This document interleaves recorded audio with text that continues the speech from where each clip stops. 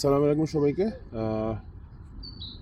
অস্ট্রিয়ার নিদার উস্টেরাইশ মানে lower Austria স্টেটের ক্যাপিটাল সান পার্টন থেকে সবাইকে স্বাগতম। অনেকদিন পরে চলে আসলাম একটা নতুন ভিডিও নিয়ে। আসলে আমার ভিডিওগুলোতে মাঝে গ্যাপটা বেশি পড়ে যায়, কারণ আমার এক্সাম ছিল। আমি একটু সময় করে উঠতে পারিনি, দেন হাউস শিফটিংয়ে একটু সব মিলে একটু প্যারায় ছিলাম এই কয়েকদিন। সেজন্য আজকে আমরা ভাবলাম যে একটা নতুন ভিডিও করি, যেহেতু এনভায়রনমেন্টও সুন্দর, ঠান্ডা এখন একটু কম। তো আজকে আমি একটা সাবজেক্ট রিভিউ করব ইউনিভার্সিটি অফ ভিয়েনার, যেহেতু আমি ইউনিভার্সিটি অফ ভিয়েনাতে পড়ি। এটার রিভিউ ঠিক না, আমি আসলে এটাতে পড়ার জন্য কী সব কী রিকোয়ারমেন্ট লাগবে বোথ অ্যাপ্লাই করার জন্য এবং এখানে ডিগ্রি কমপ্লিট করার জন্য বা কোর্সগুলো পাস করার জন্য কী কী রিকোয়ারমেন্ট বা কী কী স্কিলস থাকতে হবে, সেটা একটা ব্রিফ সামারি দিব আজকে আমি। যেহেতু আমি নিজে মাস্টার্স ইন অ্যাপ্লাইড ইকোনমিক্সে পড়ছি, সেই জন্য আমি অ্যাপ্লাইড ইকোনমিক্স নিয়ে আজকে রিভিউ দিব। তো আসলে অ্যাপ্লাইড ইকোনমিক্সকে যদি আমি ওয়ার্ডটাকে দুই ভাগে ভাগ করি, তাহলে এক ভাগে আসবে অ্যাপ্লাইড আর এক ভাগে আসবে ইকোনমিক্স। আমি অ্যাপ্লাইড পরে আসছি, ইকোনমিক্স শুনে তো আপনারা সবাই বুঝতে পারতেছেন আপনাদের এখানে ইকোনমিক্স নিয়ে পড়াশোনা হবে, ইকোনমিক মার্কেট, মাইক্রোম্যাক ইকোনমিক্স, দেন ফাইন্যান্সিয়াল ইকোনমিক্স, ইকোনমিক পলিসি, এগুলো যেগুলো আমরা মোস্টলি বাংলাদেশে ব্যাচেলারে আমরা ইকোনমিক্সে পড়লে বা বিবিএ পড়লে আমরা ইকোনমিক্সে যেসব ম্যান্ডেটরি কোর্স আছে সেই সব কোর্সগুলোতে যেসব বেসিকগুলো কভার করে সেসব কোর্সগুলোতেই সেসব বেসিকগুলো যদি আপনার ভালো থাকে বা অ্যাটলিস্ট একটা সার্টিন লেভেলে থাকে, তাহলে এখানে ইকোনমিক্সের যেই পার্টগুলো আছে সেটাতে আপনি ভালো মতো ইনশাল্লাহ পাস করে ফেলতে পারবেন। এখন আমি আসি যেই জায়গাটাতে আমাদের বাংলাদেশের বিজনেস স্টুডেন্টদের বা ইকোনমিক্স স্টুডেন্টদের স্ট্রাগল করতে হয়, সেটা হলো অ্যাপ্লাইড পার্টটা। অ্যাপ্লাইড পার্টটা যেহেতু এখানে আছে, অ্যাপ্লাইড পার্টটা পুরোটাই স্ট্যাটিস্টিক্স এবং ম্যাথমেটিক্স।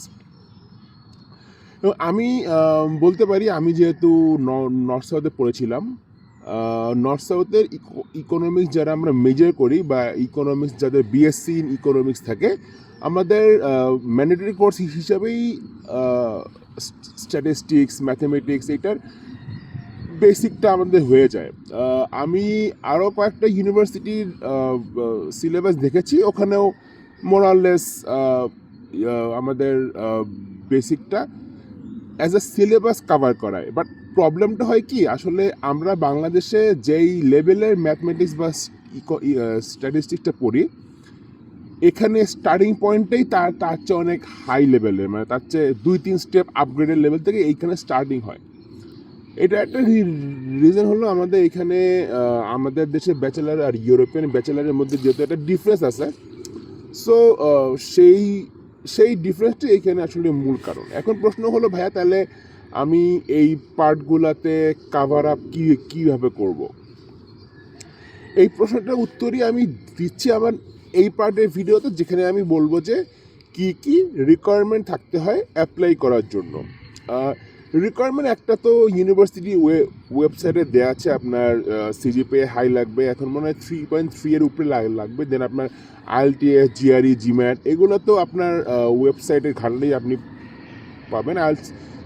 ইউনিভিন এখন আইএলটিএস 7 চাচ্ছে এবং সিজিপিএ মোরাললেস 3.3 to 3.3 এই রকম সিজিপিএ লাগে, এবং সাথে জিআরই বা জিম্যাট স্কোর লাগে। এটা থাকলে আপনি ইনশাল্লাহ অ্যাপ্লাই করতে পারবেন। এবং সেকশন 1-2 ইউনিভার্সিটি একটা আলোচনা এখানে আছে। সেকশন 1 ইউনিভার্সিটি, সেকশন 2 ইউনিভার্সিটির লিস্ট আছে। আমি আমার ভিডিও ডেসক্রিপশনে আমি লিস্টটা দিয়ে দিব, কোন কোনটি ইউনিভার্সিটি সেকশন 1, কোন কোন ইউনিভার্সিটি সেকশন 2। তো এগুলো গেল আপনার অ্যাপ্লাই করার রিকোয়ারমেন্ট। ইনশাল্লাহ যেসব রিকোয়ারমেন্ট বললাম সেগুলো ফুলফিল করলে আপনি অ্যাপ্লাই করলে অফার লেটার পাবেন। বাট অ্যাপ্লাই করার পরে আপনার এখানে পাস করার জন্য যেসব স্কিল লাগবে, সেটা হলো ম্যান্ডেটরি ম্যাথমেটিক্স লাগবে, অন্তত ব্যাচেলার লেভেলের ম্যাথমেটিক্স তো আপনাকে জানতেই হবে। এটা ছাড়া আপনি এখানে সার্ভাইভ করতে পারবেন না।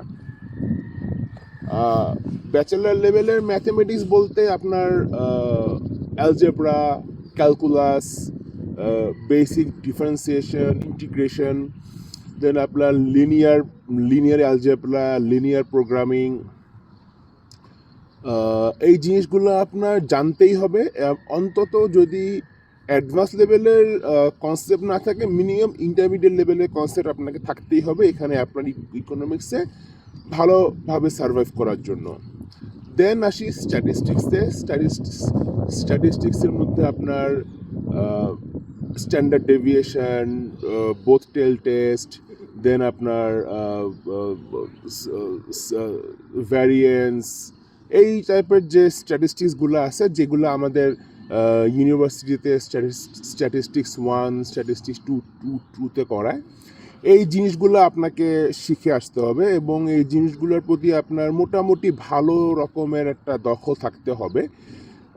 দখল না থাকলে যে এখানে হবে না আমি সেটা বলবো না, বাট আপনার স্ট্রাগল করতে হবে, খুব বেশি ভালোই স্ট্রাগল করতে হবে। কারণ আমাদের এখানে 3টা ম্যান্ডেটরি কোর্স আছে, সেটা হলো মাইক্রো, ম্যাক্রো এবং ইকোনোমেট্রিক্স, এবং 3টার মধ্যে আপনার 30 ইসিটিএস আছে। 120 ইসিটিএসের মধ্যে 30 ইসিটিএস, এই 30 ইসিটিএস আপনাকে পাস করতেই হবে এবং সাথে 30 ইসিটিএসের থিসিস। সো 120 ইসিটিএসের মধ্যে আপনার 60 ইসিটিএস ম্যান্ডেটরি, এগুলো আপনি পাস করতেই হবে, নাহলে আপনি ডিগ্রি পাবেন না। সো ম্যান্ডেটরি যে 3টা কোর্স আছে, মাইক্রো, ম্যাক্রো, ইকোনোমেট্রিক্স, এই 3টা কোর্সে আপনার 3টা কোর্সে, যেমন ইকোনোমেট্রিক্স তো পুরোটাই স্ট্যাটিস্টিক্স। আপনারা যারা ব্যাচেলার ইকোনোমেট্রিক্স কোর্স করেছেন, আমার মনে হয় যারা ইকোনমিক্সে পড়ছেন বা ইকোনমিক্স মেজর করছেন সবার জন্যই অ্যাপ্লাই ইকোনমিক্সে পাস করা, সবার জন্যই ইকোনোমেট্রিক্স কম্পালসারি কোর্স ছিল। এখানেও আপনার মাস্টার্সে আপনার ইকোনোমেট্রিক্স কম্পালসারি, এবং এই ইকোনোমেট্রিক্সে আপনার পুরাটাই স্ট্যাটিস্টিক্যাল টুল। সো আপনার যদি স্ট্যাটিস্টিক্সের উপরে ভালো দখল না থাকে বা আপনার কনসেপ্ট ক্লিয়ার না থাকে, তাহলে এই পার্টে এসে আপনার স্ট্রাগল করার খুব ভালো সম্ভাবনা আছে। সো ইন সামারি, আপনার ম্যাথ, স্ট্যাটিস্টিক্স এবং বেসিক মাইক্রো, ম্যাক্রো ইকোনমিক্স, এই 4টা জিনিস আপনার খুব ভালো মতো, যদিও না হয়, ইন্টারমিডিয়েট লেভেলের প্রিপারেশন আপনার নিয়ে আসতে হবে এই দেশে এসে ইউনিভার্সিটি অফ ভিয়েনাতে মাস্টার্স ইন অ্যাপ্লাইড ইকোনমিক্সে ইজিলি পাস করার জন্য।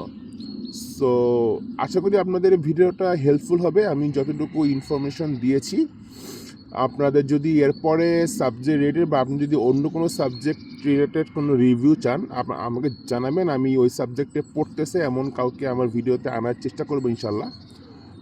তার থেকে আপনারা যে কোশ্চেনগুলো করবেন, আমি সেই কোশ্চেনগুলো তার এক্সপিরিয়েন্স থেকে আমি অ্যান্সার তার থেকে নেওয়ার চেষ্টা করব। এবং পরবর্তীতে আপনারা কোন টপিকে ভিডিও চান আমাকে জানাবেন। আমি ইনশাল্লাহ চেষ্টা করব সেই ভিডিওগুলো কাভার করার, যেগুলো আমার জানা আছে। আর কী করলে আমার ভিডিও আরও ইমপ্রুভ হবে সেটাও আমাকে জানাবেন, যেহেতু আমি ভিডিও মেকিংয়ে খুব একটা পুরনো না, আমি নতুনই, আমার এক্সপিরিয়েন্স খুব একটা বেশি নেই। আপনাদের কমেন্ট এবং সাজেশনের উপর বেস করে আমি ইনশাল্লাহ আমার ফিউচার ভিডিওগুলো বানাবো। আসসালামু আলাইকুম সবাইকে। ভবিষ্যৎ রমাদান মুবারক। রমাদান চলে আসছে, হয়তো এই ভিডিও আপলোড করতে করতে রমাদান চলে আসবে। সো রমাদান মুবারক। সালামু আলাইকুম ওয়া রাহমাতুল্লাহি ওয়া বারাকাতুহু। শেয়ার করে দিবেন চ্যানেলটা।